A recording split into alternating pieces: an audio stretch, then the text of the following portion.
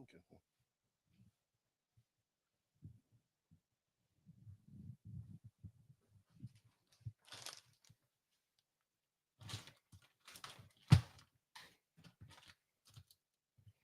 We got some mad scientist stuff going on here.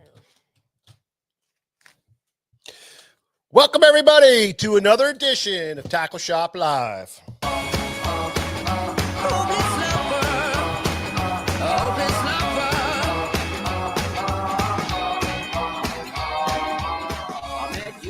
Sunny day, right there you took my breath away. A young and pretty, what's you up, everybody? Just a dream. Getting worried there for a minute. Didn't see anybody coming in. Thank Great was the first one here. Michael Bradley, how are you? What's going on? Over and you fell into my arms. Yes, yes, yes. Well, I know what I feel. Please tell me your love is LP real. Bass, Joseph Castellino, what's happening, buddy? Greg Anderson, Mike Hayer, Robert Mills, My Green Fish Machine. What's up, buddy? Good to see everybody. Patrick Henry, good to see you, bud. Johnny Cobb, good to see you today, Johnny. Dave Schottelmeyer, Bob Donahue. How are you, Bob? Gio Miller. What's up, man? Edmund Houseway. Right on, man. It's the best way to watch it live. You see all the screw-ups. Jason Roeder, how you doing? Jerry Rode, how are you, man? Nick Cool, what's up? What's happening? Jeff Santangelo, Richie Hall. We got all the boys here. Good to see everybody, man. Jim Saban, how are you? Shane McNaughton, how are you? TP is in the house. Good to see you, buddy. Man, good to see everybody. Glad everybody's stopping in. Conway's here. Al Armold, how you doing, Al? Patrick Fahey. Yeah, man. Big Don Ivina splash, which was versus original. Yeah, man, absolutely. I like the big Don Iovino splash it when it's a little bit choppy on the water, just a fuzz hair choppy. You know, it makes a bigger splash. It's a little bigger presentation. And I just like it also for myself later in the year when the shatter a little bigger. I like throwing it then too. But more other than that, I throw the little guy. I'm big on that one. But gets a little windy, get some chop on the water. I'm firing that bad boy out there for sure. Yep. Well, good to see everybody. My name is Mike Acor. George is here somewhere walking around getting some stuff ready last minute. And cameraman Nick can't make it. He is fighting some floodwaters at his work.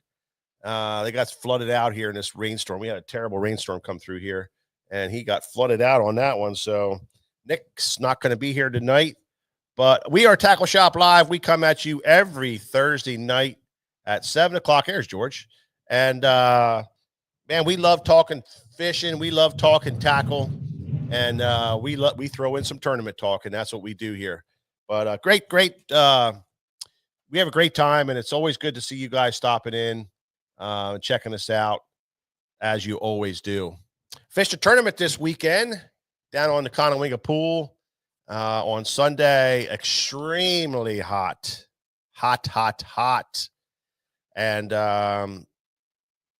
but we did good. George and I, came in third place with a decent bag of fish. We caught some nice ones, bigger than we were catching. So we started to unlock some secrets down there, in what we were doing. So pretty cool that way. So we did get a check, and got third, but what a day, man. I'm telling you, I got up in the morning. George stayed over at my house, man. We were pounding waters. We got out of bed, started pounding waters all the way to the boat ramp. And it was just absolutely the best thing we could have done, because we just drank. I think we drank like 20 waters. Not enough. It was a lot. We drank like 20 waters all day long. And it was an very intense heat. But we felt good all the way to the very end. It was a long tournament, 5:30 to 3. Our check-in was 3:10. I don't know why they went that long. I wasn't real happy about it, but made it really long. And I'm telling you, it was an absolute grind for us. Our pattern when we started figuring stuff out, catching some bigger fish, we our pattern was just a grinding pattern. It was covering a lot of water and fishing, a lot of different, a lot of structure, a lot of stuff. And then every now and then you would get bit. Crazy. I was nervous there. Yeah. That you were going to say something. No, I didn't say anything. Good.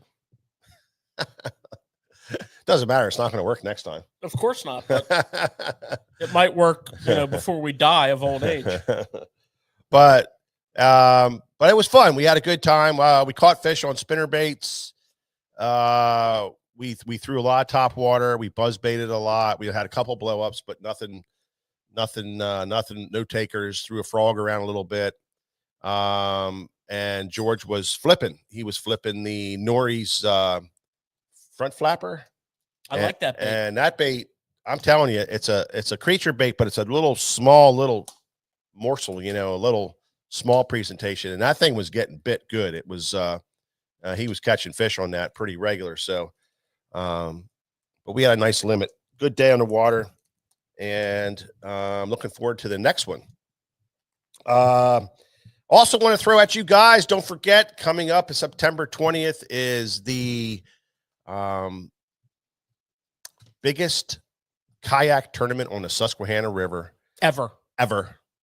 And it is the 2025 Susquehanna River Classic, brought to you by Susquehanna Fishing Tackle, sfttackle.com, and 13 Fishing. That's right. We got 13 Fishing as a major sponsor, and they are going out in a big way. They are into this. They wanted to grab a hold of some grassroots guys and show them what it's all about. And for every entry into this tournament, you get a free 13 Fishing Omen fishing rod, $100 value. So that the entry fee is $150, but you get a $100 rod for that.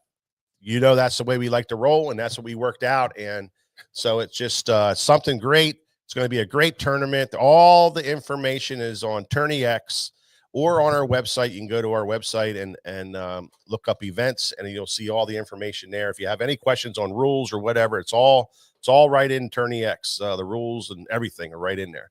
So you could definitely check all that stuff out.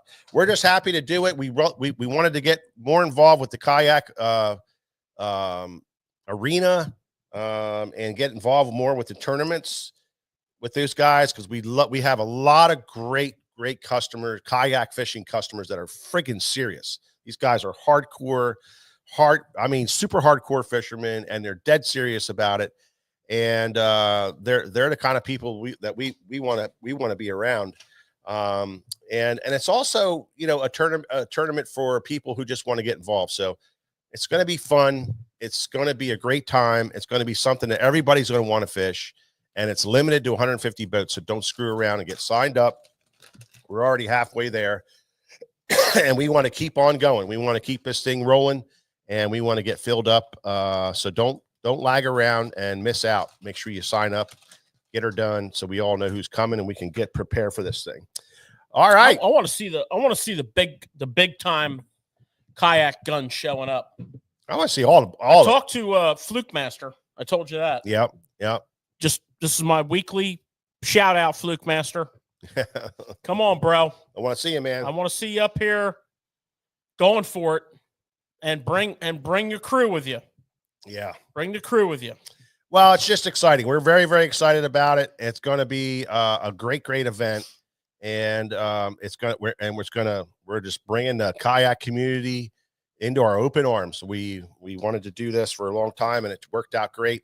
We have wanted to do this for a long time. Yeah, we really have. And so we're really excited about it. It's going to be a great event. So anybody who wants to hang out for the weigh-in on Saturday, you're welcome to stop by the shop. We're going to have a weigh-in here at the store at 4:00 on Saturday, the 20th. And we're going to be giving out all the prizes and hanging out, maybe having a couple adult beverages. I don't know where it's going to lead to, but it could be a really good time. So anyway, everybody's welcome to the weigh-in. It'd be great to have, a bunch of people stacked up here. And like always, we're going to have the parking down at our offsite parking with the van traveling back and forth. So you don't have to worry about parking and The stuff. bass bus. And we'll have the bass bus, and we'll have security for, down to parking for everybody's kayak stuff. So we'll have security down there. You can take your kayak rigs, park them down there, and come up here and feel totally safe that nothing's going to happen to your stuff. We are going to watch it for you, and we have a bunch of guys all set up for that. Oh, we got security. Oh yeah, we have the kind of security that wants somebody to come down there and mess with your kayak. yeah, we do. I mean, these guys are going to have, one of them for sure will have eye black on. We'll probably climb a tree, and we'll be like, yeah. I mean, there's a couple of them that are on the security force that are going to take this a little excessively. That's all right. But you know what? That's what you want. We're going to have about $1 million worth of kayaks down there. So we need people like that in our corner. Yes, we do. Yes, we do. And we got them. Jason Roeder, how are you doing? I see that you caught them really good on the dice over the weekend. So the fuzzy baits are working. That's really good to see. We knew it was going to happen. You know, sooner or later, somebody was going to catch them really big time on them. Glad to see you got out there and threw them around and saw what they can do. The potential is endless with those things. So very exciting to see that. Okay, guys. Again, I am just so happy that everybody's stopping in. It's really great to see everybody every Thursday night. And George and I really, and Nick, we really, really appreciate it. Without further ado, we're going to get this show going. And this is our favorite part of the show. We are a tackle shop, and we love talking tackle. And this is Tackle Talk.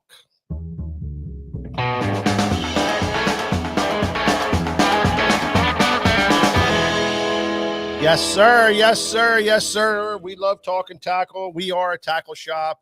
And George, I know you really like talking about tackle because you mess with it 24/7. What is going on in the world of new baits, old baits, any baits? What's happening? Well, I mean, I have some stuff. Yeah. You know, I'm back from my cast, baby.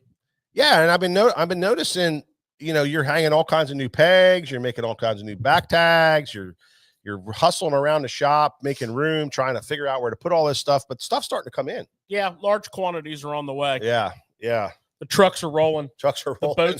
The boats are boating. The planes are planing. The trains are training. Yeah. It's on its way, baby. Planes, trains, and automobiles, it's baby. coming in hot. You know, or so we would like. Yes.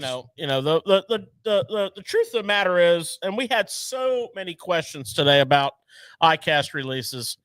The truth of the matter is, you know, the iCast show is basically scheduled at the worst time of the year for the tackle industry. Like they couldn't have picked a worse time to have the iCast show because of two reasons. Number one, tackle shops are really busy. Tackle businesses are really busy. The tackle industry is really busy in July. Yeah. Number two, the lead times on product releases, generally speaking, are fall. So, you know, if you saw your favorite, gotta have it, new bait, it's coming. Mm-hmm. Be patient.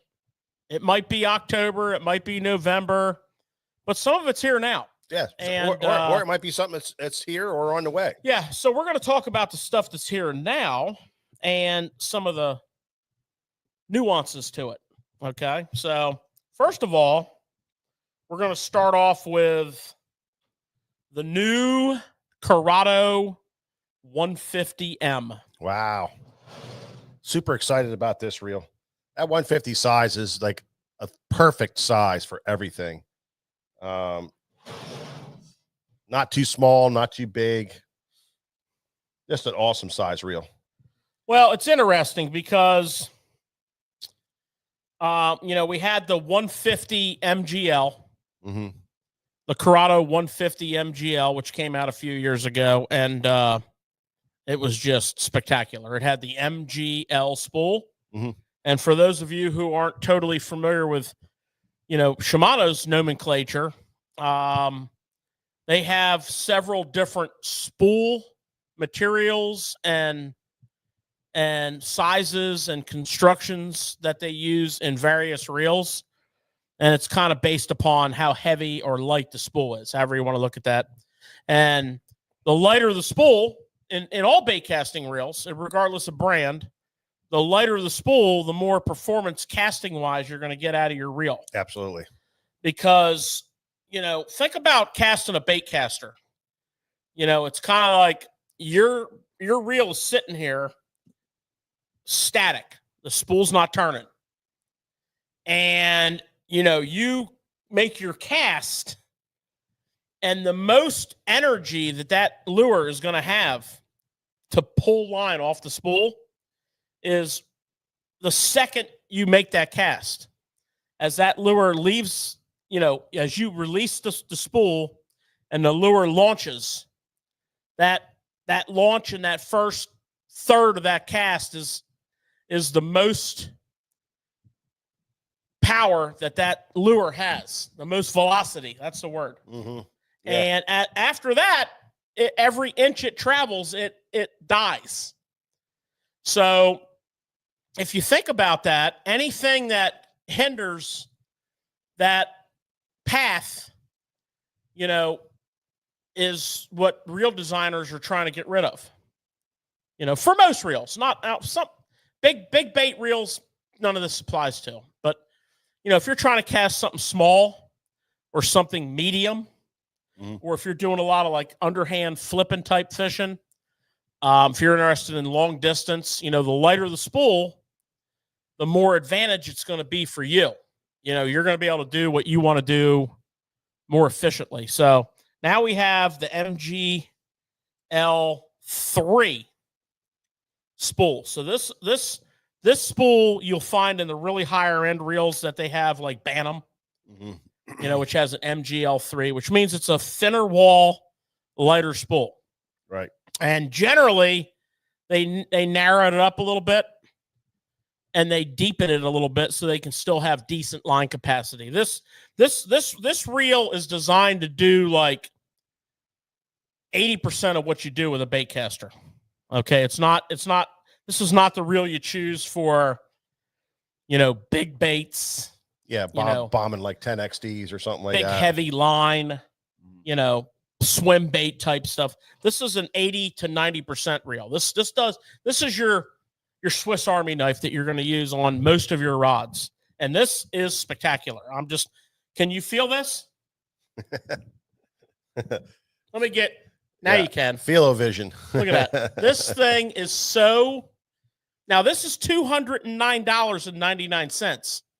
Very affordable. Which is very affordable. We're not talking about $400. No, this is $500 reels. This is an exceptional reel for the money. This is right in the sweet spot of the prices that people like to spend. Look at this.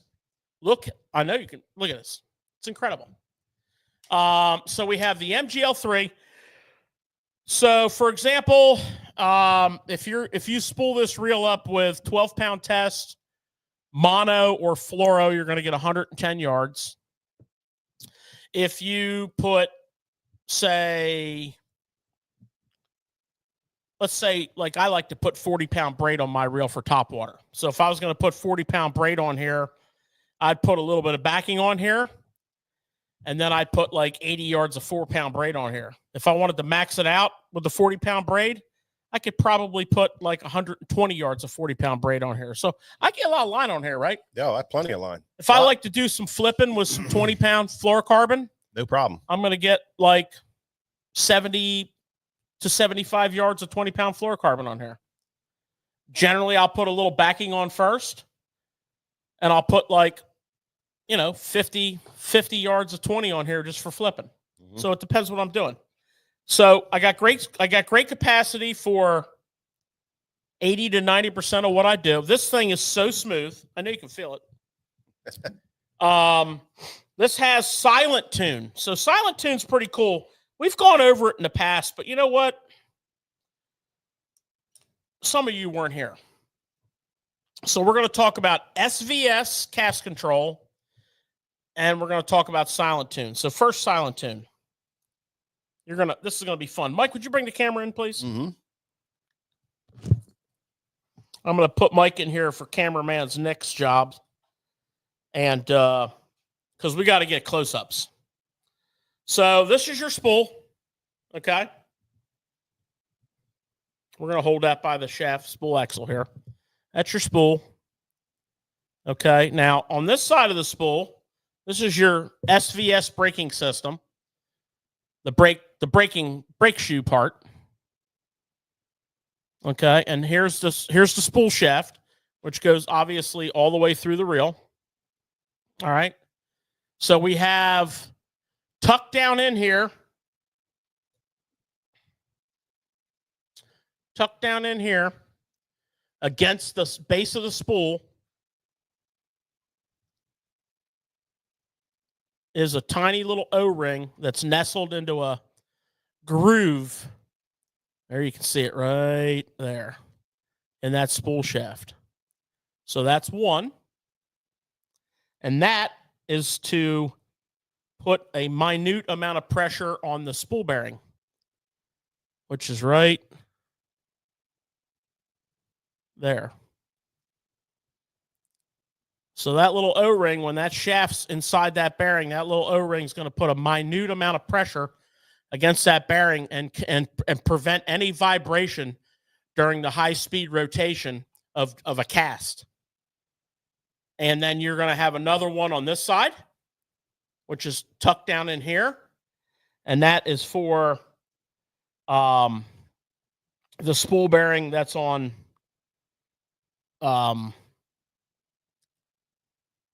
the pinion gear. And then here on the end of the shaft, there you can see it. All three of them are mounted like that.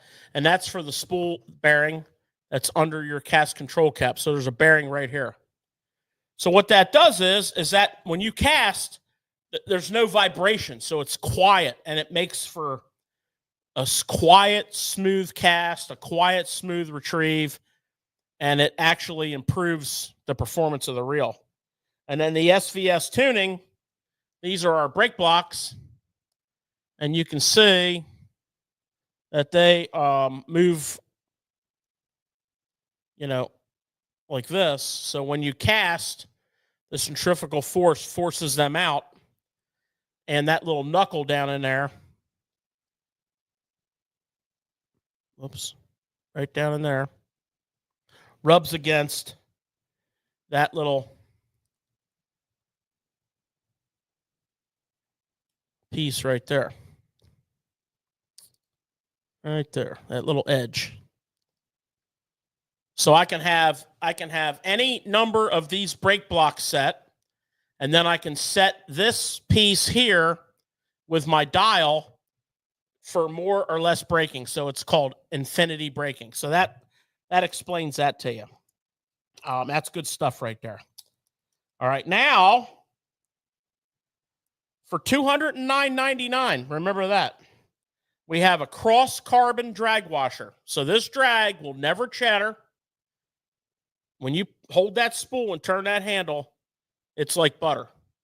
It creates 13 pounds of max drag, which will lock the spool, all except for maybe the most violent hook set. It's got 6 shielded anti-rust bearings. So all the bearings in this reel will not rust. You fish brackish water, you fish salt water, no problem. They'll never rust. And it's micro module gear.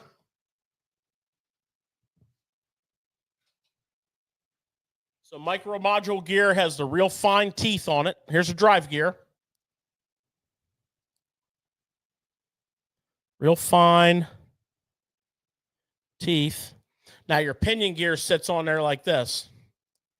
So you get a lot of power. They're meshed together real well. Yeah. 6:2-to-1 ratio is going to bring in 24 inches of line per crank. 7.4 is going to bring in 29 inches of line per crank. 8.1 is going to bring in 32 inches of line per crank. So you can fine tune your combo however you see fit. Yeah, Curado 150M. So that's our first deal there. Now TP bearings or bushings. There's no bushings, TP. They're bearings. They're anti-rust. Stainless steel, shielded, coated, anti-rust. They will not rust. You're not going to get one of those annoying, loud, chattery bearings. Yeah, $209.99. I'm telling you right now. Now, they're not all in stock. Here's the Shimano way. Right-handers first, then left-handers. Okay? Right-handers first, then left-handers. So the 6.2 and the 7.5s are in stock. 7.4s are in stock, right hand. But as time rolls on here, the other ratios and hands will populate in the shop here, and you'll be good to go. So keep your eyes peeled. If you're a left-hand cranker, hang in there. We have a pile of them coming in. There's probably 30, 40 reels in stock right now just in these two gear ratios. So we're good to go there. You have any questions on this reel or making the right decision, feel free to call or stop in and we'll walk you through it. All right, guys, let's talk about some fun stuff, some baits. All right. So I got a couple of colors in Jackall. Now, I know Jackall does a terrible job of keeping their baits in stock. If you're a Jackall guy, you know the routine. Get them when you can. But they did come out with a couple new colors in the TN70 and in the Pompadour. And the Pompadour Junior. The Pompadours are here. The Pompadour Juniors are not. And we'll talk about those another time. But these two colors in TN70, if you're a TN70 fan, this is must have. So the TN70, if you guys are not familiar with it, it's 5/8 of an ounce, but it's a small profile. It's let me look at my notes here. It's 2.8, so it's just under 3 inches. It's about 3 inches. Okay. This color right here is called Static Shock. I'm telling you, dude. Cold water shad pattern, bait fish pattern. I mean, come on. Look at this tungsten mouth. So this thing stands on its nose on the bottom. This is a great bait to yo-yo with. It's compact. It's got a great rattle chamber in it with multiple size BBs, oval tie, oval split ring tie, really quality hooks. That's a 4. That's a 6. Static Shock and maroon gill. Maroon gill. Now, to me, that's a crawfish color, but, they call it maroon gill. Got a little orange on the belly. Look at that. I mean, come on. We're doing, you're on Tackle Shop Live. We're doing tackle talk. And for your midweek bridge here, it doesn't get much better than this. I mean, if you're not digging this, I don't know what to do. I don't know what to do for you. You probably went out and dug some night crawlers or something. I like the TN70. Okay. I use it a lot for yo-yoing, and it's also a great winding bait. It's been very productive over the years. They are a little hard to come by. It's like when they're here, it's great. When they're not, they're not here for a long time. But that's Jackall way. So be it. That's just the way they operate. I don't know why. I talk to them like about it every year, like they're actually listening to me. That's interesting. So yeah, there's also they're $18.99. Okay, they're $18.99. It's a Japanese bait. It's a little pricier, but it's quality all the way. Look at that Static Shock. I mean, come on.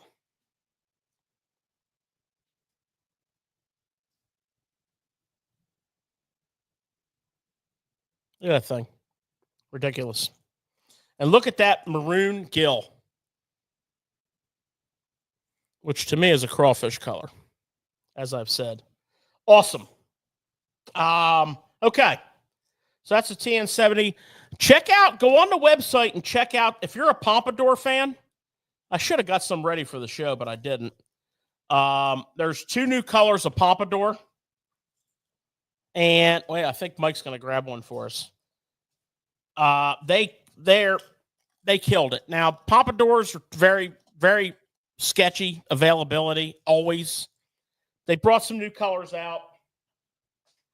And they shipped the 2 new colors in the Pompadour, which is the bigger size.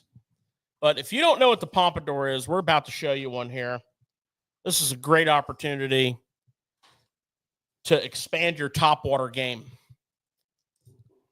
Now, this one here is called Black Shad. I think this thing is crazy.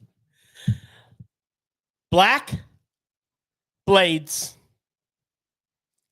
black prop, black back and belly, chrome sides with a brown, kind of a matte chrome with a brownish shoulder. I mean, this thing is just awesome. But if you've never fished a Pompadour before, let me tell you about it. There you go, Mike. That's good camera work right there.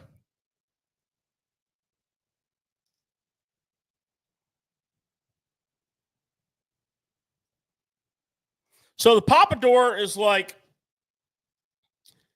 it comes back at you like this. It walks like this. This blade will catch. This one will let go.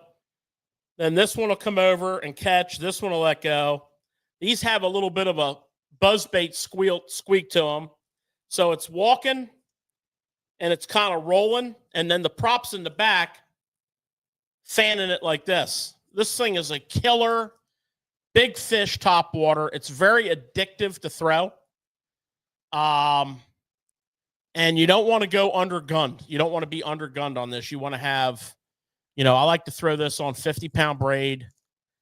You want to have this rigged up on a medium heavy 7 to 7.5 foot rod. I like a 7 because I roll cast it a lot into tight spots. This thing just gets bit by really big fish. And we are in peak prime Pompadour season. One of the biggest smallmouth bass I ever saw caught on the Susquehanna River was caught on a Pompadour. At noon, high noon on a 100-degree day out of a grass bed with boats driving by left and right, wakes. It was incredible. It's probably dumb luck too, but it was incredible. Now, Pompadour, you're going to need a little investment there. They're $28.99, but there's a lot going on there. The juniors are $24.99. The junior's just a little smaller. Okay, so your Pompadour is tail of the tape here. Oh boy, 3/4 ounce, 3-inch. And FYI, 22 grams is 3/4 ounce. So in stock now, check them out, sfttackle.com. If you're just joining, we are on Tackle Talk segment of Tackle Shop Live. It's one of our 4 segments that we do. East Stack Fishing points out it's the modern day crazy crawler. That it is. And it is a big fish getter. And it is very addictive to fish. So I encourage you to get involved with that if you like topwater fishing. All right, Mike, we're going to move into the wonderful world of Z-Man. And I know this is going to hit you right. Mike's a big tube fisherman. So we're going to show you the Llama tube. This is the Llama, for those of you who don't know, is Seth Fighter's nickname. This is a 2-inch tube. So, I mean, yes, it is small. It is finesse. We're going to put it right on the package because it's hard to say.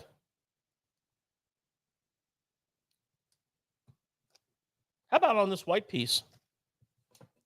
There we go. Let's try this.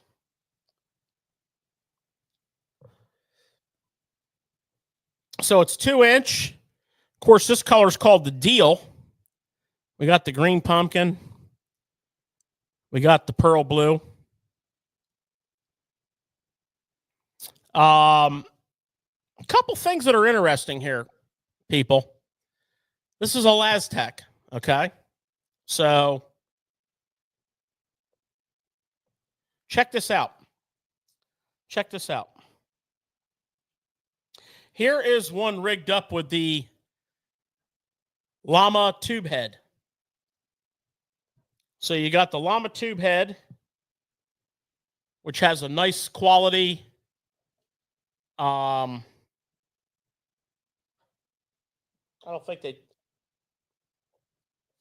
don't think they per se give us the hook size. I'm going to say 1/0, maybe probably a number 1. Nice hook. Nice hook. It's a VMC, made in the USA. All right. Now, here's what's cool. You know, the problem with tubes is you got to put the tube head in the tube and then tie on.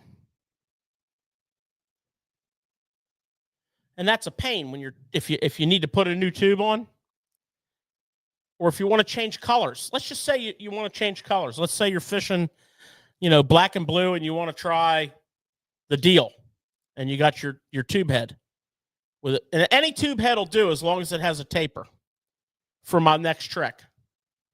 And I've rigged this a couple times, so I'm going to go to the bottom. Actually, I'm going to get a freshie. Brand new stock. Now, you're going to love this. No sleight of hand. Put my hook in where I want my eye to come out. Okay? Thread my hook out of the back of the tube in the skirt. And if you did this with a normal tube, you'd have problems. But with a Laztec, whoops, I pulled it all the way through. I was trying to go slow motion. I don't think we have that on the camera.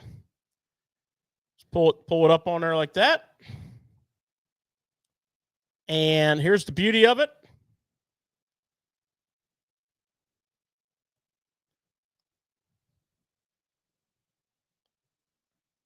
Your hook eye comes out right where you put your hook point in.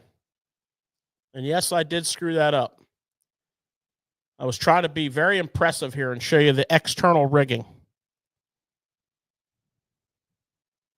in slow motion. And I think this is so cool to be able to do this like that and just put that tube over top of that like that.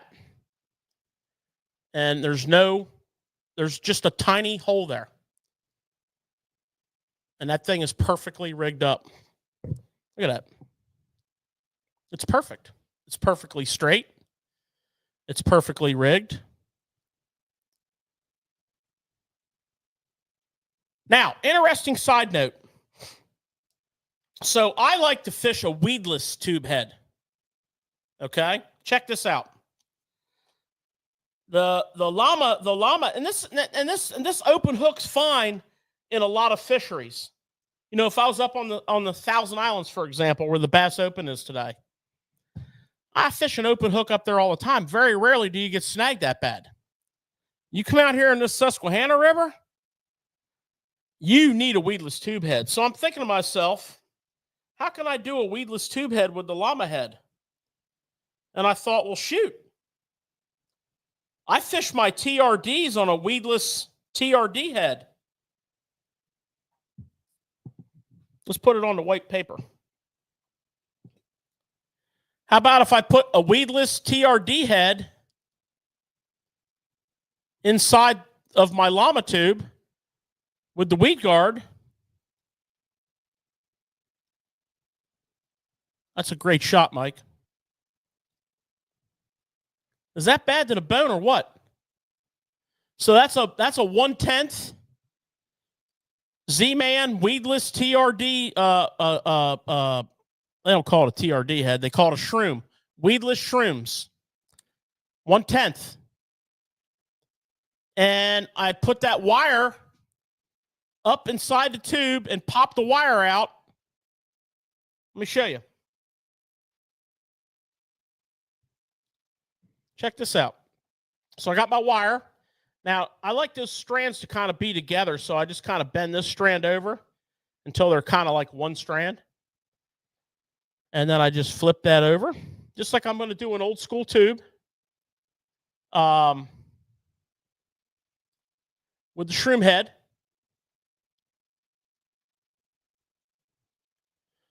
And punch the, basically punch the wire out where I want the eye of the hook to be. So we'll see it at the midway point.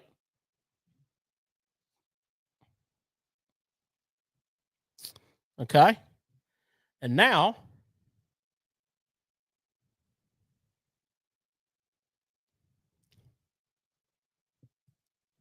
weedless. Get my weed guard the way I like it. Shroom head rigged on a llama tube. I mean, come on. That is awesome. So that was fooling around at the shop today. Came up with that. Because I'm a big weedless guy. So yeah, the llama tube is all kinds of colors. So one of the colors I really like them doing is straight black. Very few tube companies, if any, and there's a couple, have a black, straight black, not black with red metal flake, but straight black. This is a killer color in a couple of scenarios. One is the ultra clear waters of the North Country. Two is the ultra dirty waters of the pre-spawn spring fishing in everywhere USA. Great color. Copper truce. All you TRD guys. Now, this one's coming out of the pack. They did an amazing job on Smoke Purple. Smoke Purple is one of the 3 essential tube colors. If you're going to have a full and proper tube selection, your essential colors, one of which has to be Smoke Purple. And that is a perfect Smoke Purple. And you would expect nothing less from the Llama. The Llama knows Smoke Purple. There we go. Smoke Purple. Okay, we got that. And just a couple other ones just because this is cool. This is cool. Of course, Canada Crawl with the copper and the minute copper and minute red flake. By the way, copper is key in this color. If you're not fishing Canada Crawl in all of the Z-Man products, you are making a horrible mistake. Gobi Bryant, which is basically a deal color with a purple and copper flake. There's that pesky copper again. See that copper in there?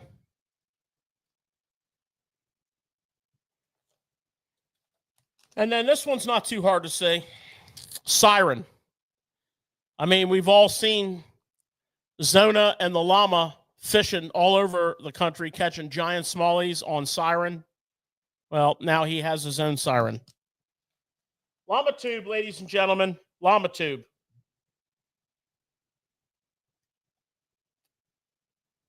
Now, being a tube fisherman that I consider myself to be, and I know Mike's all about the tube. Playing around with jig heads. So they make their own llama head, which is absolutely beautiful. The weight is stamped on the head. It's just a really fine product. And then, of course, we just showed you how to double up with your use of your weedless finesse shrooms, or if you like an open hook, your open hook finesse shrooms. That's a number 1 hook. You could go to a 1.0 hook, no problem. You could go to a pro shroom. Let's say you're going up north where the smallies are big and angry. Saw a 7.5 caught today. You're going to need some hook for that. Now you're going to need a llama head, or you're going to need a pro shroom. So there's a lot of jig heads that are going to work here between a number 1 and a 1.0 hook, your favorite brand or theirs. Let the games begin, and let's revisit this. Would love to hear from you guys on our social media, Facebook, and I don't know all social medias, Instagram, whatever. But love to hear your comments on how you're rigging them, maybe a picture. And while you're at it, why don't you, if you could like, share, and comment on it, would really help us. And we could do that with the Llama Tube rigging challenge. You know, all of you get your Llama tubes and show us your interesting rigs, because we're all garage mechanics when it comes to fishing tackle. All right, couple more Z-Man items that are so exciting that I know you're going to want to hear about. We're going to go through a couple more items here, and then we're going to be done with Tackle Talk tonight. But I don't think you want to miss this. So first up is the 6-inch scented jerk shed. You know, so we have a whole family of these things. You know, we have from little, they have some 7s. This 6 bridges that gap between 5 real good. I mean, this thing is perfect. This thing is multi-use. Trailer, scoping. Rig this up with a horizon head from Gamakatsu with the wide gap.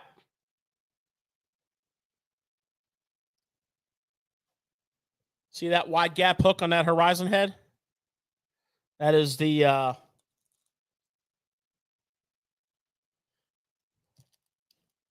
3.0 hook, 3.5 gram. Rig this up with that for scoping. If you don't like the weed guard, just snip it off.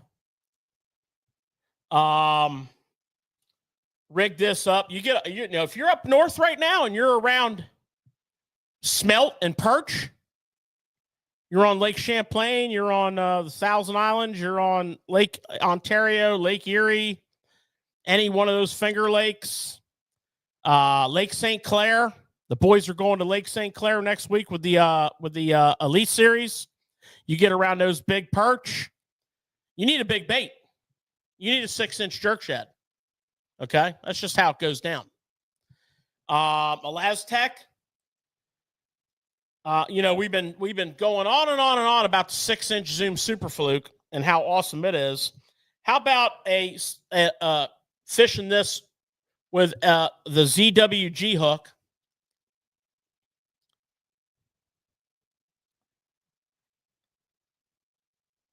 Okay, which has the keeper.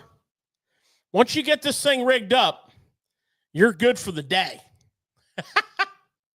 5/0, your choice of weight. It's got this little keeper back here in the back, silicone keeper.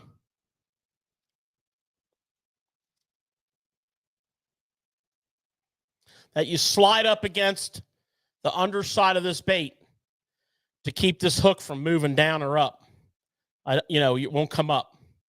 You got this keeper right here. So fishing this as a fluke with the weighted ZWG, fishing it as a scope bait, fishing it as a Carolina rig bait, fishing it as a trailer. Check out some of these colors. So this is electric shad, obviously. But look at this. And these are 4 in a pack for $6.49. How about electric chicken? You got your electric shad. Now you got your electric chicken. You like the striper fish? Hello. You like some shock colors for your smallmouth and your largemouth? Hello. You want to put a big-ass trailer on your chatterbait when you're fishing some giant country for big fish? The deal? This is just a couple of my favorites. Shiner. Amazing color. And here's another one that plays real well up north, Smelt. That's a 6-inch jerk shad. Check them out. And then also, because we're such diesel minnow junkies here, 4-inch diesel minnows, 5-inch diesel minnows, 7-inch diesel minnows, which we've nicknamed Tawanda. Now we have the 6-inch diesel minnow. Look at that. This is a bad boy right here. Okay? I am going to rig this on a Texas XL. Texas IXL. Look at this. Watch this.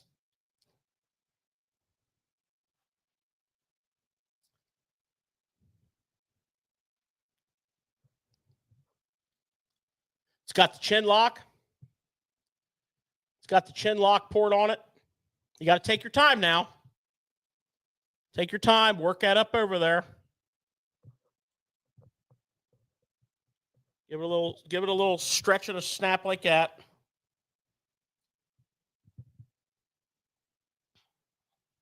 There you go. Now she's locked. That's not coming off of there.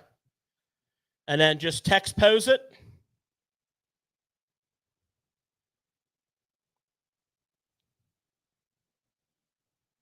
And you come out between the fin and the back.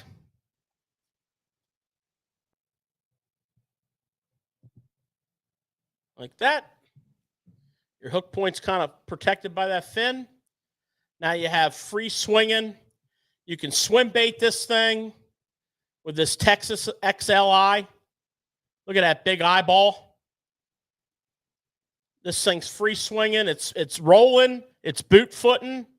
That's a favorite way to fish in cover, through a treetop, through grass, open water. I got the headlock from Z-Man. 6.0 hook, 3/8 half ounce. And I also have the 5.0 hook on the swim bait eye. Look at that big eyeball. And there's many other ways to rig them. This is a big bass catching swim bait, amongst other things. The diesel minnow is legit. If you're not on the diesel minnow bandwagon, you need to get there. The 4-inch and the 5-inch are just staples. The 6-inch is filling that niche because the 7-inch is a big boy. It's a chunk. This thing's right in between there. It's beautiful. 3 count for $8.99. And let me tell you something. I once fished a 7-inch for 2 straight days on a striper fishing trip and pounded fish with the same bait. So they are very durable. Now, all you BFS people out there in the world, we did not forget you. I know we're talking about 6-inch scented jerk shads, 6-inch diesel minnows, and you're like, I was just in and bought my BFS rod, and you're talking about Magnum stuff. Nope, we didn't forget you. We saved the best for last. How about a BFS Chatterbait? Look at this. Look at this. This is a quality piece of work here. This is a 3/16, and this is a 1/4. You can see the head sizes.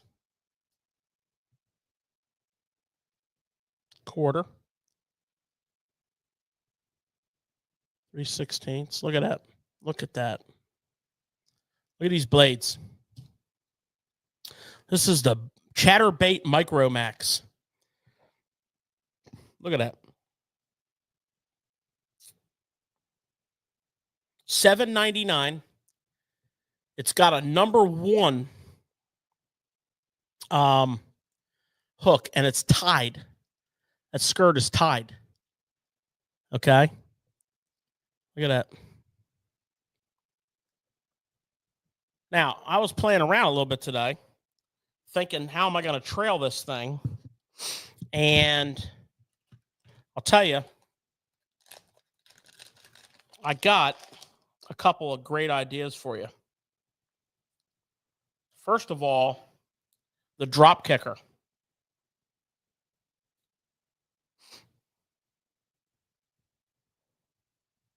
Mike's getting you that close up, that close work. All right. So first of all, we got the drop kicker, which has the wedge tail. Okay. Now, obviously, it's a pretty big kicker for this bait, but if you use your imagination a little bit and you kind of line it up where you want it to be, you just cut off that extra body,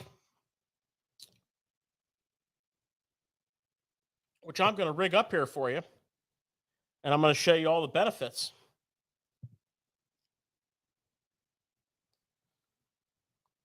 Essentially, we're going to end up about right there. So essentially, we're going to make our cut about right there.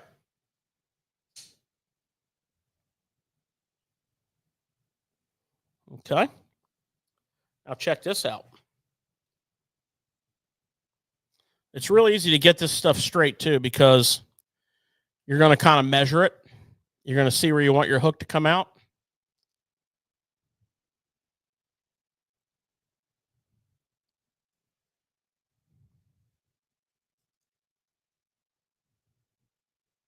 And then you're just going to take your time.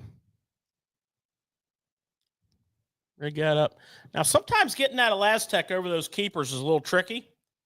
So one of the things I like to do is I like to grab the Elastec and just give it a good, big stretch. And it just kind of pops into place perfectly. Look how straight that is. Now you're going to have that body roll. You're going to have that wedge tail.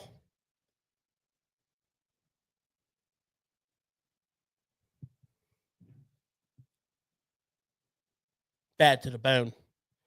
And the other one I thought was pretty awesome was the trick shot.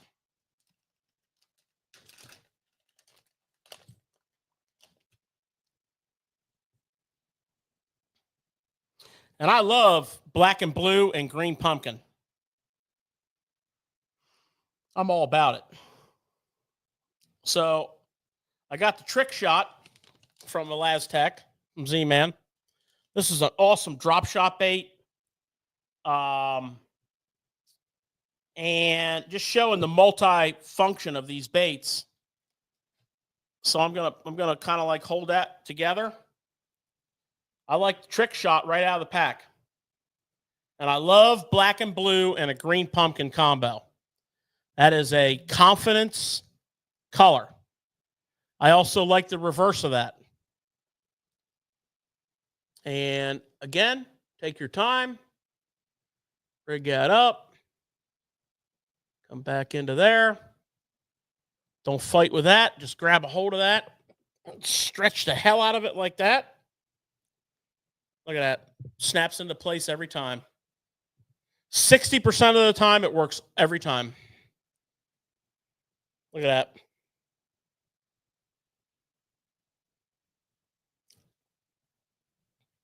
Black and blue with green pumpkin trick. No cut, no trimming on the trick shot. And then the drop kicker, we literally only cut a half an inch off of the drop kicker. And we now have 2 badass BFS chatterbaits. Told you we were saving the best for last. And that, people, is going to be tackle talk for this week.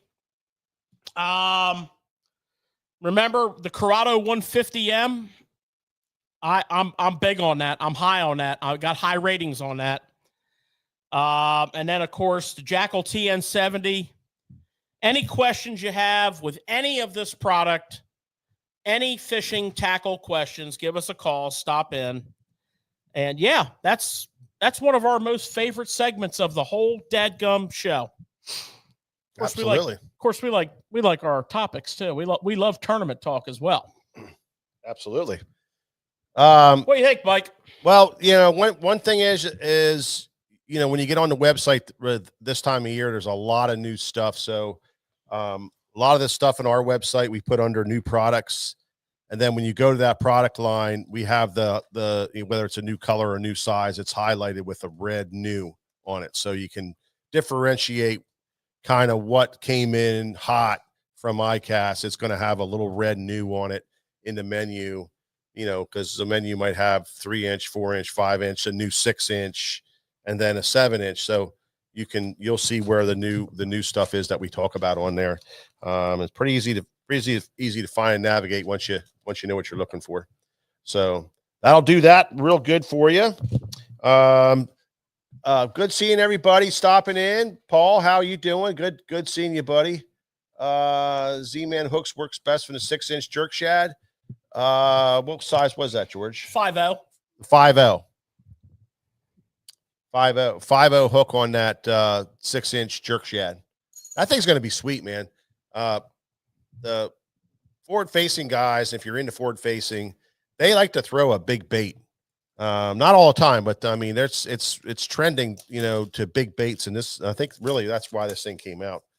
But it's also going to be great for a lot of other things, a lot of other, as George mentioned. We're gonna use it for stripers too. Oh yeah, for sure. We're gonna use it for big smallmouth on the river too. Yeah, absolutely. But that'll be a different story for a different time. Yeah. All righty. So I hope you enjoyed that. And right now we're gonna get moving on to some tournament talk.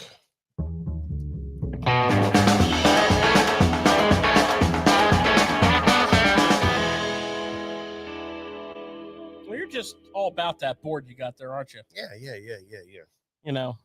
Well, the reason we're doing tournament talk is because it kind of filters right into what we wanted to talk about with our topic tonight, which is, summertime, grass fishing, things that you need to do in that summertime. And this tournament talk is going to kind of morph right into it. And we talked a little bit about the Open on the Chesapeake Bay last week. Man, it was really fun. We had our live going with Nick and GDP out there in the water, and Nick did a great job with that. And it was cool to watch that and see how Greg fished in those conditions, those tough conditions, and how he moved and didn't move and did what he did and threw the baits that he threw. And it's pretty cool to see that in a live setting like that. So he did well. He ended up in 29th place and cashed a nice check and did well for that tournament in that kind of field. I mean, 29th is an awesome finish. Really awesome finish. Oh yeah. Well, we had a couple of talk about finishes. We had a couple of locals in the top 5. I mean, the top 10. Yeah. Which is always great to see. Yeah. Always great to see the people that we fish with, and have known for a long time do well on that stage. We had in 10th place, we have Steve D'Amato or D'Amato. Yeah. One of those two pronunciations. And Steve's skyrocketing up in the tournament fishing world. He got himself all into it. He's fired up. Yeah. And I think he was second after day 1 and either second or third after day 2, and then fell a little bit on the final day going for the W, which is what you do. Well, when you're in the top 10, you shoot for the on the final day, the worst place you can finish is 10th. Yep. So you're not fishing for 10th place. And he had a very interesting game plan, which I related to. And it's something that I think is very underutilized in hot grass, shallow grass fishing, and that was the fact that he fished basically a fluke style bait. He fished a Strike King caffeine shad, and jerked it around through the grass weightless, with a 5/0 hook. And in essence, he caught fish on that. He also triggered fish with it that he then went in his 1-2 punch. He went in with his drop shot and got, those were hot fish. And that's something you see a lot, and when you're fishing, I like to have takeaways from these tournaments. And, you see it a lot when you're fishing in hot water, when you're fishing in the summer, the dog days, especially when you're fishing shallow, especially when you're fishing grass, shallow in general. Mm-hmm. And you see, you see a lot of fish. You see a lot of fish, interact with your bait. They roll on it. They blow up behind it. Mm-hmm. If you're throwing a buzz bait or a top water, you get a lot of missed fish. If you're throwing a swim bait of some nature, maybe a freestyle mag draft or something of that nature, you see a lot of fish. And, it's nice to be prepared with a backup plan that you figure out, because, those fish are hot. Mm-hmm. And by hot, we mean they're looking to, whatever it was they just took a shot at, they're looking to eat it. Mm-hmm. So I like this plan there. And it's really a big time strategy. It's a real big time strategy for this kind of fishing. This tournament on the bay, it showed us a couple things. I think the whole top 10 was out on the flats. Now the flats is a big area, but I think the whole top 10 was on the grass. Yeah. It showed the quality of the Chesapeake Bay fishery, but it also showed the power of fishing grass in the dog days of summer. Because the grass does a lot. It creates oxygen. It filters the water. It's a safe haven for a multitude of bait species. Yep. It's also a great area for predator bass to take cover and ambush. Mm-hmm. So it's just a great place to go. It's just a great place to go for that kind of situation. Yeah. And these guys did it. And that plan that Steve ran was beautiful. Yeah. Awesome. Yeah. That's something you and I've done a lot. I mean, I think the fluke is underutilized in that scenario. Big time. That's pretty cool. But you got to gear up. You can't be fishing your fluke like you're out on the clear open waters, fishing 8 or 10 pound line. You need to get if you're going to fish it on a spinning rod, you need to get it on a medium heavy spinning rod with braid and a 12 to 15 pound leader, 5/0 hook, 4/0, 5/0 hook, depending on the size of your fluke. Standard super fluke up to a 6-inch, and it is money. It is a drawing bait. It draws fish. Mastering the fluke and using it, seeing if it's something you should do like as often as throwing a chatterbait. I mean, you should always have a fluke in play, always. And I love that. And then the other guy that finished in the top 10, who's a big time local stick, and long time. Both these guys, long time SFT. Oh yeah. Customers. Duke Dave. Yeah, great job down there. Who's up in the Thousand Islands right now because he's trying to qualify for the Classic. Mm-hmm. And yeah. So that's great.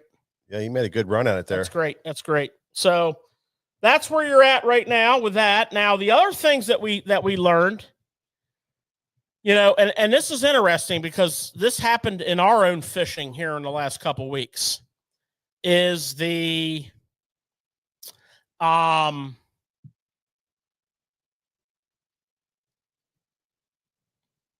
straight-tailed or pointy-tailed trailers, whatever you want to call them, such as the spunk shad trailers on chatterbaits. And it's so interesting to see. I mean, the whole entire top 10 was throwing a chatterbait. Oh, yeah. And it's so common for us to throw a boot foot swim bait on the back of a chatterbait. Nobody was throwing a boot foot swim bait on the back of a chatterbait. And in our own local fishing that we've been doing the last couple weeks, the swim bait's not playing. The straight tail trailers are playing. The Zaco style trailers, Yamamoto Zaco style trailers, but particularly the straight tail trailers. Mm-hmm. We've been fishing the scented jerk shad from Z-Man as a trailer. And what's happening here, Mike, is these fish are pressured. Yeah. And you need to trigger them. Yeah. And the way you trigger them is with erratic retrieves. And the way you get the most erratic retrieve out of your chatterbait is with a straight tail trailer, because it allows it to hunt to its maximum ability. Yeah, you get that movement. Boom. Yeah. Boom. Yeah. So big time deal. So the missile bait spunk shad, in collaboration with Hog Farmers, playing on this Chesapeake tournament. It's playing everywhere. It's big player. We saw the freeloader playing. We saw the Zaco playing, but more so those straight tail trailers. So, lesson number 2 for your dog days of summer. Yeah. You're hot, and it's hot. Yeah. It's hot. Mark, that was my Wait a take. minute. What are we talking about? Talking about Mark. Oh.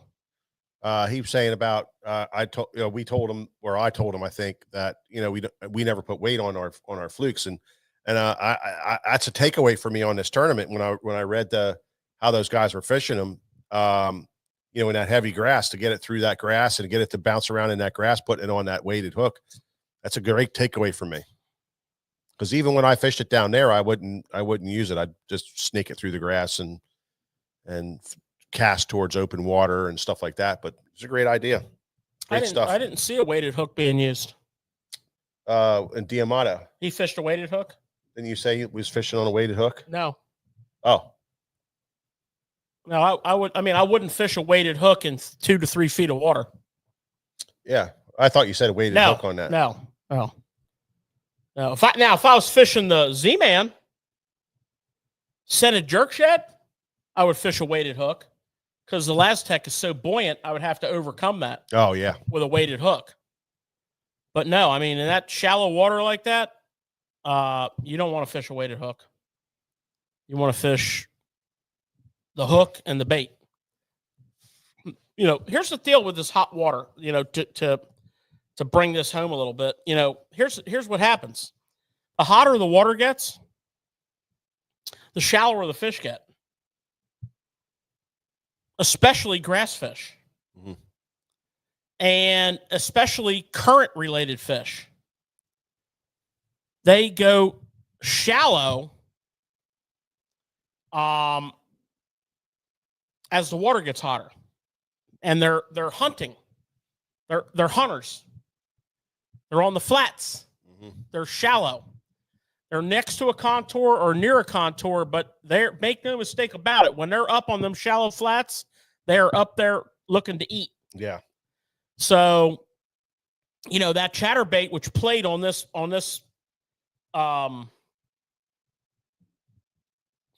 Chesapeake Open, everybody was throwing a jackhammer. Yeah, they were. All of them. One guy showed a whatever that Berkeley cluster wagon's called, but he had a Berkeley hat on, so I'm pretty sure he fished Z-Man and tied that cluster wagon up for the picture. It's just a powerful bait, whether you're fishing grass, wood, or gravelly flats. When it's hot and the water's moving, you need to be throwing a chatterbait, and you need to be throwing it with a hunting action with a pointy straight tail trailer. That's just the end of the conversation right there. And this is so cool to see this happening. Mm-hmm. it's just so cool to see it happen. Yeah, they're trying to get a reaction out of those fish, getting in front of them and bouncing off that grass and ripping it through the grass. That was the other thing I noticed too when I was talking with Greg. Yeah, he fished a 7.2, I believe, heavy action rod out there throwing his chatterbait because of the ripping it out of the grass and being able to set the hook in that grass and get the fish out of that grass. So he needed that heavy action. A medium heavy didn't play well in that situation because the grass was super thick. The other thing he said to me was, those fish did move up at the lower water onto that flat to feed, and you had to be there at a certain time. So some guys just camped out in one spot and stayed there all day waiting for that to happen. Other guys, bounced around a little bit. Like Greg, you saw Greg bounce around to a few different spots and then ended up at the right water at his right spot. And it was very important for him. And so it was interesting to see that. But that summertime shallow water bite is a legit thing. And I know on our river up here, we catch big giant smallmouth in the dead nuts of summer like it is right now, super hot and really super shallow water, much shallower than you would think. And those fish they go up there to feed on crayfish. They go up there to feed on whatever minnows they can get their hands on, and they are hunting up there. They're up there hunting around, and they're feeding. What was the deepest water we caught a fish in this past Sunday in our tournament? Yeah, it was super, like I said. I mean, it was just like we fished in the dirt. Yeah. But the other thing is, I found it interesting that you brought up that 7.2 heavy powered rod. You're trying to rip that thing out of the grass, and you do need some rod for that. Yeah. It's also a great situation to go up to a 7.6. Yeah. You got a lot more pop. But I like that 7.2 heavy play. I also like going to a 7.6. I can understand that because it was late in the year. It was in July. Touchdown Chargers. What are you talking about?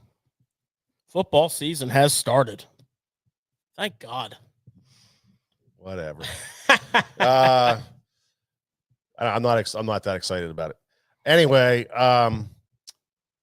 but later in the year you get that really heavy growth of milfoil, and it's rolled over hard in the currents. And man, when you throw a chatterbait up there and you hook into it, if your rod's too springy, you get tired really quick throwing it.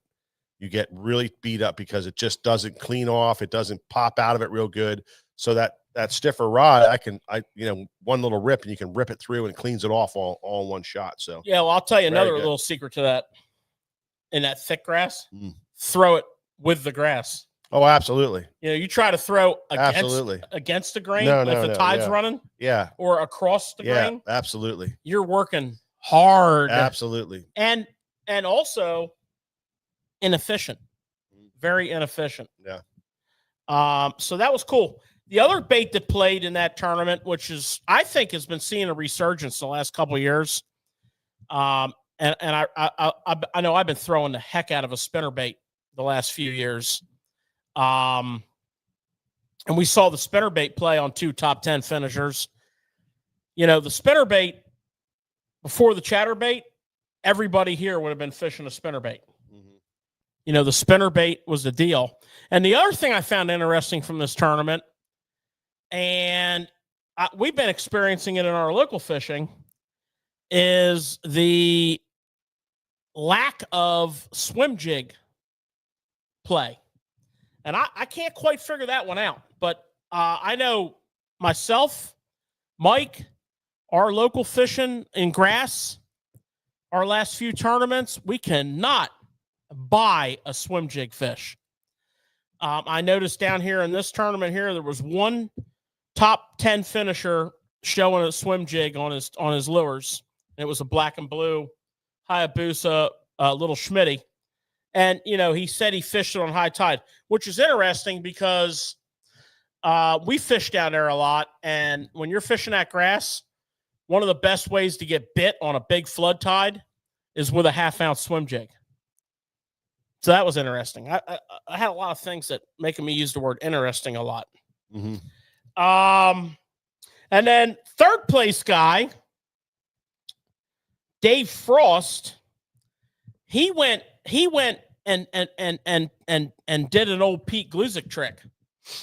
And he threw a saltwater super spook from Zoom. Bone silver super spook from Zoom. I mean, from Hedden. And caught his key fish each day on a spook in that grass. And that's an old Pete Gluzik trick. I can't imagine throwing that damn thing in that grass with all that chopped up grass out there floating. Well, you got to take you take your shot. The thing about fishing top, and you and I do it a lot, especially with a Pop R, you're looking to get bit on like your first 5 feet of your retrieve. Yeah. It's not the whole retrieve. Right. And, casting accuracy plays as well as that knowledge of I'm really only fishing my strike zone right there. The rest of the time, I'm just trying to get back to the boat with a minimum amount of grass on. Yeah. But that spook style bait in grass in the dog days of summer is killer. And another thing I like about it is on a really super bright sunny day, how those fish will use those grass canopies for shade and ambush point.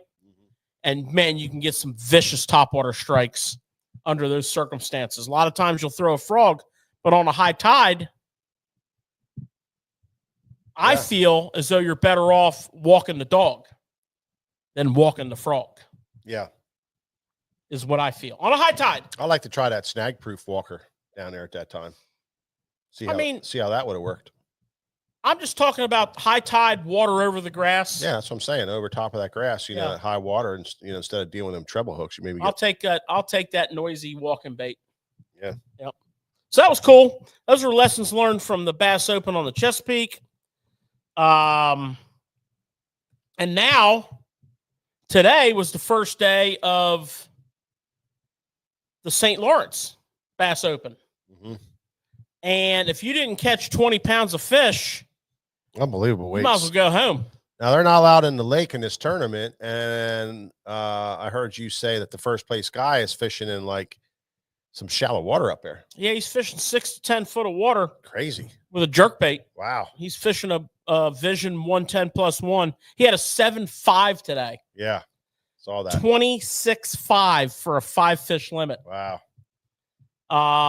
Spectacular. Unbelievable. That river is incredible. Last week we saw Chris Johnston win the Major League Fishing Invitational Tournament there with some big weights. Mm-hmm. This is even better. Mm-hmm. Yeah, it's great. This river. One of the things about the St. Lawrence River, if you've never been there, is it gets better. When you start getting into the end of July, August. Yeah. Whereas a lot of places get tougher. This place gets better. Yeah. And we're seeing it, man. 26.5. Ryan Latchnett with a 7.5 lunker. Unbelievable. Second place, 25.3. Kyle Austin. Third place, 25. Koyo Fujita. Now, if I was in first or second, I would not be sleeping well tonight. Yeah, because right behind him is who? Well, in seventh place with 24.7 is Corey Johnston, who just forget about that. And then 40th place with a 20-pound 9-ounce bag is Gray Buck. 20-pound 9-ounce, and you're in 40th place. Now, we know Gray's track record up there. We know very, very well that day 2, which is much must-see, is you could easily see a flip-flop. You could see a 26-pound bag from Gray and a 20-pound bag from Ryan, for example. And now Gray's in first place. Yeah. Something of that nature. So nobody's out of it as long as you have, 20 high 19s or 20, which is a lot of people. Mm-hmm. I mean, a lot of people. So what a fishery, man. What a freaking fishery. Big fish. Big fish. Yeah, it was interesting to see those fish coming on a jerkbait. And I'm sure somebody's fishing for largemouth out of the grass today. I'm sure somebody was. and probably had one of those big bags. That place is a chatterbait fishing machine too. Oh yeah. Those largemouths up there and some smallmouths. Oh yeah. You know, to make no mistake about it, a smallmouth in fairly shallow water with a little bit of wind will flat out destroy a chatterbait. Oh, destroy it. Absolutely. And I can't wait to see tomorrow's action to see how this plays out. Yeah. It's, you know, the hot, shallow talk does not necessarily apply to the North Country. Right. We are strictly talking about every place on Earth not called the North Country. Or in the United States, not called the North Country. So, you know, I would encourage everybody to get out shallow. You know, I know the offshore bite can be awesome. You know, brush piles, ledges, cranking, Carolina rigging, scoping, all that stuff. But, you know, if you're fishing a reservoir, a power generating reservoir, and they're not generating power, like Mike and I fished our tournament this past Sunday, and 2 weeks before that, there was no generation, no current, no water moving. There was some water late, but by that time, you had better, you know, you had better have plans for those scenarios. And the problem is, a lot of that offshore stuff doesn't play very well because those are very unmotivated fish without current. They're hard to catch when there's no flow. They're very, very hard to catch. Yep. You know, we had so many fish that we tried scoping that would swim away from no matter what offering we gave them. Those are uncatchable fish. Move on. You can't just sit there and just rotate through 6 rods on them. It just doesn't work. So you just keep moving if you're going to play the deep game, and, you know, you're rotating through, you know, cranking a few specific spots, Carolina rigging a little bit, drop shotting, a little bit of scoping. But, you know, what we're saying tonight, the theme, forget all that. If you're fishing on reservoir. Now, if you're on natural lake, a little different situation. But if you're on reservoir, forget about all that. If you're on a free-flowing river or a tidal water, go shallow. Don't let that 85 to 90 degree surface temperature that your hummingbirds are eating scare you. Go shallow. That hot water jacks up those fish's metabolism. They have to eat. And they're up shallow to hunt. They're feeding. And, you know, here's the front deck of the boat. Okay? Chatterbait, multiple options. From baby jack to jackhammer. Couple colors. Okay. Spinnerbait. Yep. That is a major player. If you're around any kind of grass, wood. Big time player. Under the circumstances that we're specifically talking about. Spinnerbait plays. Chatterbait plays. You got to have the fluke rigged and ready. You got to have a wacky rig. There's a lot of times what's going to happen is you're going to have a fish react to a spinnerbait. You're going to have a fish react to a chatterbait. You're going to feel it.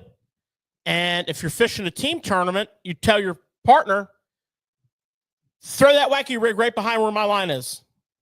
And that fish is a hot fish. And sometimes you get bit. And when bites are hard to come by, when you're catching 9 fish a day, you want to capitalize on every fish. Every fish is like the next pitch in baseball. It's as important the first day of the season as the last day of the season. So that's part of the lineup. The rest of the lineup is various flipping baits. Okay. Some kind of creature. I was using the Norris front flapper because I was into that at the time. I was getting bit. But, you know, just call it a creature, some kind of creature. And a jig. Got to have your jig. Got to have your creature. Mm-hmm. If you're in fishing and grass fishery, you need also a flipping rig with a 1/2 or 3/4 ounce weight for the occasional really thick grass, because that punching motion gets a reaction bite. We learned that, didn't we? Big time. And guess what? If you're not rigged up for it and it's a 40-yard stretch of grass and it's 98 degrees out and your motivation sucks, you're probably not going to sit down and tie that rig up. So get that rig tied up with a 1/2 or a 3/4, and it's going to lay on your front deck except for those key areas. But when they're key, right? Oh, yeah. We discussed that. Yeah. Okay, how about a buzzbait and a frog? I don't care what time of day it is. I don't care how hot it is. I don't care how sunny it is. That buzzbait in that shallow water plays. Mm-hmm. I mean, it plays. Yeah. Our second biggest fish came on a spinnerbait from a fish that blew up on a buzzbait. Yep. And the next cast ate that spinnerbait. Yep. Another keeper came on a frog where a fish ate the frog, missed it, and the next cast ate the spinnerbait or whatever it was. Wacky rig, I don't know. Have those baits ready to go. You can't be like, oh, man, I just missed this fish. He's hot. If you got to open up the rod locker and dig one out, don't bother. Yeah, you already missed. Don't bother. It's got to be pretty quick. So that's it's kind of your front deck. You know, that's kind of your front deck. You know, but this is the other thing about this. And I don't care if you're fishing any of the waters that we're talking about, river, tidal, reservoir. There's other things that play. You know, even though that swim jig's been sucking, I always have that swim jig out for like some key periods, like high tide. Oh, yeah. When I'm on tidal water, on high tide, which sucks most of the time when it's 90 degrees out, 100 degrees out, I like to throw a 1/2 ounce swim jig. And if I catch that, you got to look at it this way. I'm in a bonus period. If I can get bit in that bonus period, it's a bonus. That's why we call it the bonus period. Mm-hmm. Right? Yep. Yeah. How about your topwater situation? Yeah. I mean, we always have a popper and a walking bait tied up. I counted the rods on Sunday for us. That's now there was a couple that didn't have to be there, but at the end of the day, it was 21. And that's the point, to go along with what we just discussed. Yeah. It's hot. It's a tough bite. You're grinding, but you have a contingency for every one of those rods, right? Now, do you have to have every one of those rods? No, but you're going to need a dozen or you're going to tie a lot of knots. And with 2 people fishing, you know, most people bring 5 or 6 rods with them. Yeah. So that was that. It's not too out of whack. No, that was that. The rest of them were just kind of like, got a little crazy. Yeah. Got a little crazy. So we didn't empty the rod locker, so that was all good. Now, you know something else, if you're fishing a tournament in those circumstances, and we do talk about this from time to time, but if you're fishing a tournament in those circumstances, you really need to focus on fish care. It's very, very important. These fish can stress out quickly, and delayed mortality is a thing. So, you know, think about that live well and that sun beating down on the deck of that boat and the fact that you feel like you're going to melt and pass out. That live well temperature is rising rapidly. So, you know, you can't have enough ice with you. You know, a hot day like we had Sunday, Mike and I used 4 bags. We used 4 bags of ice. Probably the reality of it is we probably used 3. Some of it melted off because it was so freaking hot, but we probably used 3. You need the 4. You need 4, but we probably used 3. And then your recirc pump. We ran recirc nonstop. Now the morning was cool. We only had one fish in there. We put it on timer. There's one little dinker in there. We got the second fish in there. We kicked the timer up. But when the sun broke out, we put it on constant run, put some G juice in there. They have a cool little dispenser. They tell you 1 ounce for 30 gallons of water. You can just measure it out, put it in there. What you need, because that store-bought ice has chlorine in it. And G juice or Rejuvenate, which is what I like to use. I just tried the G juice for the first time. It was great. They neutralize that. So fish care is a big deal. And then when you get back to the boat ramp, if you can, pump that live well into your bag and put them in that same water. And then weigh them in quickly and get them back in either the release boat or back into the drink. If you have a mesh liner in your bag, you can put them in the tank where you're waiting in line. My little trick is when it's really, really hot, especially if it's only like a 30 or 40 boat tournament, my little trick is I'll let them sit in a live well. If I see a line at the tank, I'll just keep the live well running until I see that line disperse, and then I'll bag them and go up so I'm not waiting in line. Yeah. And that really works well. Well, I'd go one further here, and I would say that if you don't take care of your fish and you're not willing to do it, you're not willing to buy the ice, you're not willing to do the maintenance throughout the day, and you're that guy who has those dead fish constantly at every tournament, don't fish tournaments in the summertime. You're the guy that's not allowed to fish tournaments in the summertime, and you shouldn't be doing it. You're just making it bad and worse for all of us guys who really take the time to care for them and who hate to see dead fish. Yes, there's going to be times where your live wells, don't work, and there's something weird going to happen, and it's not your fault because you followed all the protocols and something happened. I'm talking about the people who don't take care of their fish in the summertime. If you're that guy and you have dead fish every time you come in, don't fish at tournaments in the summer. You're just not cut out for it. It's not your jam. The good news is, I think over the years that education has really helped. Yeah. And, it's going very well. It's hell of a lot better than it's ever been, but there's still people that just don't do it. And I'm not up for that. Yeah. Well, anyways, it's not my jam. Just follow those couple guidelines there, and you'll be really happy for it at the end of the day. And it doesn't take long. My rule of thumb is about every 45 minutes to an hour, maybe a little over an hour, I put a half a bag of ice in. Yeah. Now think about it. A lot of times it's really cool in the mornings. Yeah, you don't even have to put any ice in it. And the sun's not out beating on the boat. Here's another little trick. This is a cool trick. When you're running down the lake to your next spot on them really hot days, reach back and crack your live well lid. Don't open it because the fish will jump out, but just crack it like 1 inch. Hold it with your hand so it doesn't open. Crack it like 1 inch. There is a lot of gases that are built up in that well. Ammonia.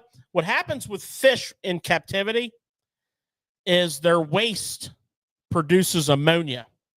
So, they're putting off a lot of waste. It's producing ammonia. Ammonia is a problem. And, the Rejuvenate or the G juice helps to combat that. The ice is good.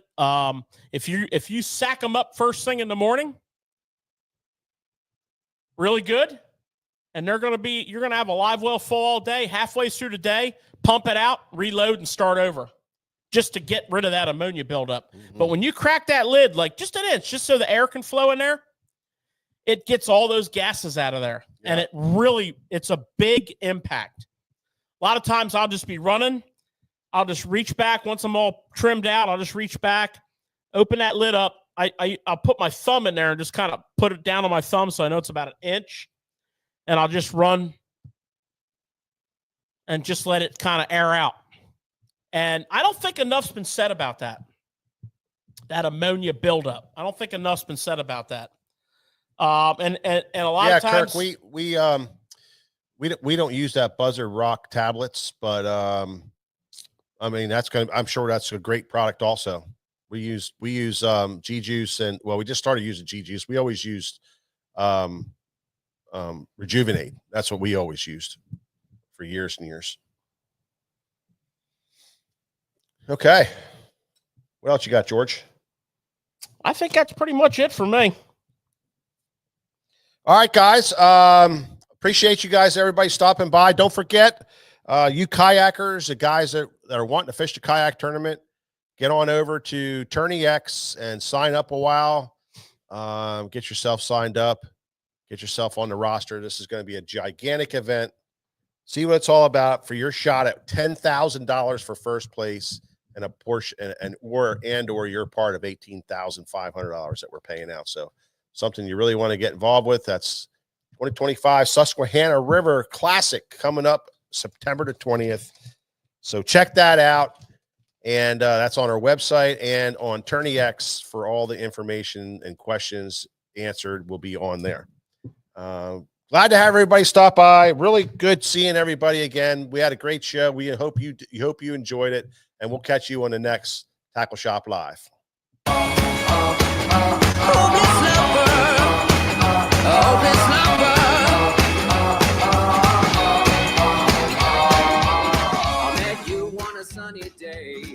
Right there, you took my breath away.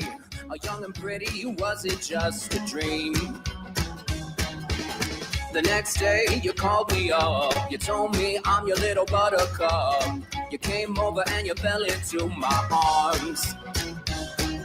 Well, I know what I feel. Please tell me your love is real.